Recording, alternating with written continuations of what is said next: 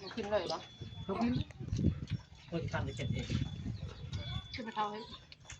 ไม่กระทะไม่เท่าเลยกินข้าวสามัคคียามเที่ยงเลยพี่น้องยังข้าวลุงหน่อย พี่ตั้งข้าวก็ลาเพชรก่อน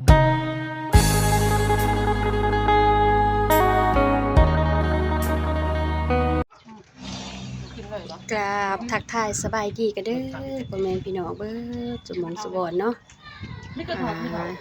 ยินดีตอนรับทุกท่านเขาส่ง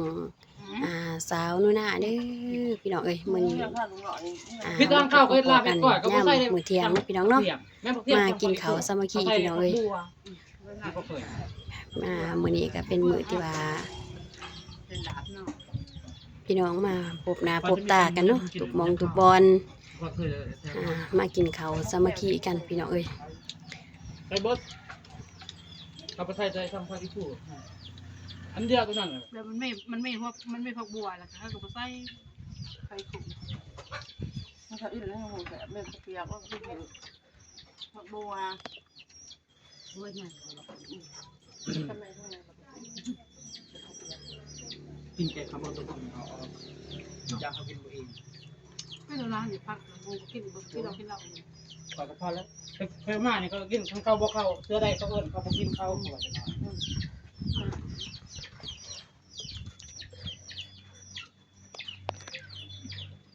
อันนี้แซวคนติดลูกเนาะ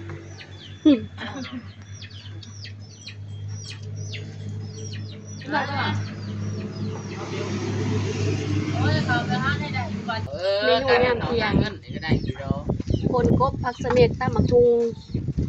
แกงหน่อไม้ทอดไข่แล้วก็แจ่วปลาแดกเหนียวก็ทำกันอยู่ตำแจ่วเนาะแจ่วปลาแดกเหนียวอร่อยจ้ะแซ่บป่ะมาเด้อ FC กินนำกันเด้อกินข้าวยามเที่ยงพี่น้องเอ้ยชอบตีเลย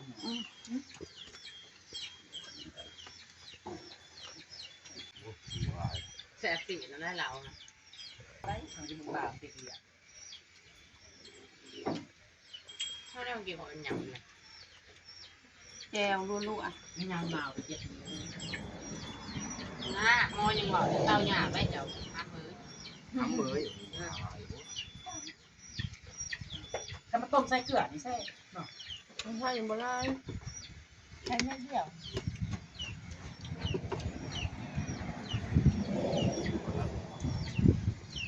อะไรไปอยู่ปากซองเลยทำขนาด ไปจะตั้มหมกไปลูกน้องไทยไม่นะขนาดทานจะลูกดอกขึ้นบ่ได้ ลูกน้องเจ้าได้แล้วบ่จะส่งเขาอันนี้นะนายเขาเด่นไผ่กินอ้าวจะแว่นมาสจันมาขายก็บ่เตะถืออันนี้บอกไปจะคืนเขาบอกมันมันก็ถือแล้วมันถือคือ1 หน่อ2 2 15ขายทอดแต่ถ้าเปิ้ลสิเอามันอย่าพ่อแหลมดอกก็ไปขายทักใหม่ก่อนข้าวมันก็อย่างมันสิบ่ลุกมันคือตามหมู่มันคือลุกไปมากินนานกลัวปะบ่มาโกว่าแม่นี่มาเป๊กคนบ่นะต้องยิกเลยแหละมันมีมักเบ้งนะเจ๊บ่แม่นบ่ยิกตะวันนี่สิเกิดทันคุณแรกก็ได้มาสดินทง15,000แล้ว2 15,000มันลายสำเนาะเขาก็นั่งต่อมค่ายของเอาลูก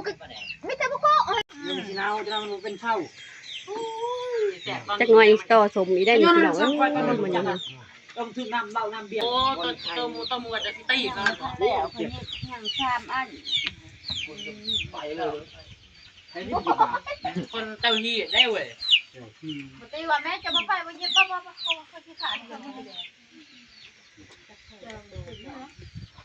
ตีเอาคำนึงเพราะว่ามีเงินจากพันเพราะว่าเป็นบ้านนั้นมุ้ยเอาบดมาเป็นขาย500มันยังบ่มีเงินถูกดอกเขาจะว่ากินของมูบัดจะได้แบรุดอีกบ่ไปว่าเหมือนไปตาอ่อนไปตางามกินแจ่วกระแสคอยมีแต่ประกันหึ่นว่ายาดูมองจะไปโรคมันเลยเขาพักเล่นเขาไปเบิ่งคอยมีแต่ประกันหึ่นเขาก็มีประกันจี่บ่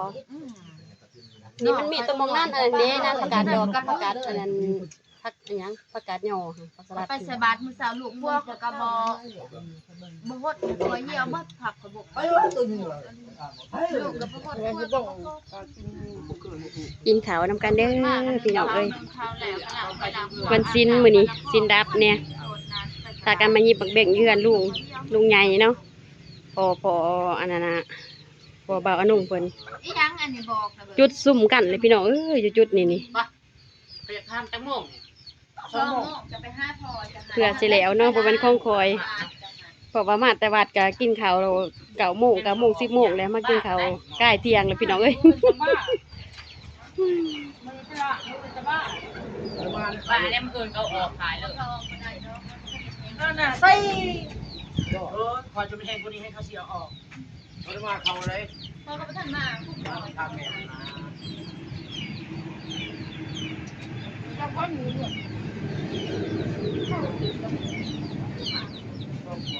มีเตี้ยไปขาย ข้าวเหนียวจำแจ่วปลาแดกเนาะจำแจ่วปลาแดกมันก็สุดยอดเลยพี่น้องเอ้ยกินยามเที่ยงเนาะประกาศอ่อนประกาศหน่อยพี่น้องเอ้ย แม่น มากินซุ่มกันทีมงาน ว่าฉันโรงพยาบาล มันขึ้นบ้างเหรอมันขึ้นเอาเลย ยาวเลย มันขึ้นคนก็ โอ้ข่อยทำมีเงินมาเกียก็เอาก้อนมูเลยมีเงินไปซื้อที่บาร์โล60,000มันจะมาเปลี่ยนยางลงจะบังได้เบื้องน้ำลูกไปเหยียบฮะอะไรไปเบื้องจะเบื้องนะจะไปเหยียบอย่าง เขาคงเคยทันนี้ว่า บ้าจะเปลี่ยนยากเจ้าบ่ตอนบ่ยากเจ้า จนได้สู้คนกี่นี่จะเบื้องฮะ แล้วก็จะเอามาแล้วเนาะจ้ะ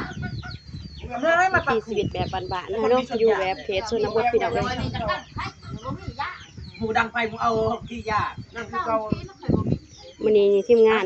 พากันอยู่ครบเนาะเพราะว่าเป็นชิ้นวันชิ้นแน่เลยบ่ได้ไปเวียกไปงานพากันอยู่เฮ็บบอกมักเบ่งไหว้พระเนาะ พ่อย ามแรงมากอะ อะไรอยากกินไหมแม่มาเจ๊กให้เลยใส่เลยพ่อมาซาวลูกบอกให้เขากิน มันหมัก พอเลยมันบดของเขา แม่ถ้าตัวใหญ่เนาะ มันบดอย่าลืมมัดอย่าลืม หมูใส่ลงมาสิบ่กินใส่มากินถึงบ่ขอบใจเด้อ เขา ทุก มา คน บ้าน เนาะ เพื่อน ที่ ใช่ ก็ มา มา หนึ่งคอยกินผู้เดียว ส่งกำลังใจ ย่าง ให้ มาจง สาว ไป นี่นะเนาะ กินละห้า คลิปนี้ก็สิได้จบเปียกสนิทกันเด้อไปพี่น้อง FC ทุกคนทุกหม่องทุก เขา บ่ บอกสิ เนาะ หน่อยอยากกิน บอกกันใหม่คลิปต่อไปเด้อพี่น้องเอ้ย จะบ่ไปบ่กินพิซซ่าบ่บ่โอ้ยปาก